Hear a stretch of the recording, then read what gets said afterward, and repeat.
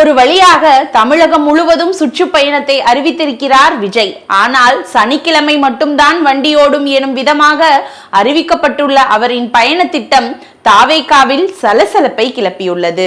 ஏற்கனவே Panaiyur party, work from home party என்னும் விமர்சனங்களை தாங்கும் தாவேகா தொண்டர்கள் இப்போது வீக்கெண்ட் பார்ட்டி என்னும் வார்த்தைகளையும் எதிர்கொள்ள ஆரம்பித்துள்ளனர். ஒரு தடவை முடிவு பண்ணிட்டா என் பேச்ச நானே கேட்க மாட்டேன் என்பது விஜயின் பிரபலமான பஞ்ச். அதுபோல நேரடியாக 2026 முதல்வர் தான் என்ற ஒரே முடிவோடு அரசியலில் குதித்தார் விஜய். கட்சியின் முதல் மாநில மாநாடு, பரந்தூர் விசிட், இரண்டாம் மாநில மாநாடு என கடந்த 2.5 ஆண்டுகளில் பனையூரை விட்டு விஜய் வெளியே வந்த நிகழ்வுகளை விரல் விட்டு எண்ணிவிடலாம். இந்த நிலையில்தான் தமிழகம் தழுவிய சுற்றுப்பயணத்தை அறிவித்துள்ளார் விஜய்.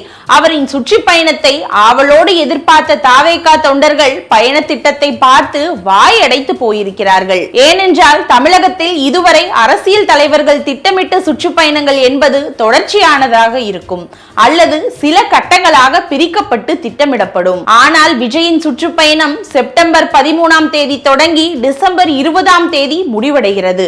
கிட்டத்தட்ட 3.5 மாதங்கள் உள்ள இந்த காலகட்டத்தில் விஜயின் பயணம் வெறும் 16 நாட்கள் தான். அதிலும் ஒவ்வொரு வாரத்தின் இறுதி நாளான சனிக்கிழமை மட்டும்தான் பயணத்தை திட்டமிட்டுள்ளார் விஜய்.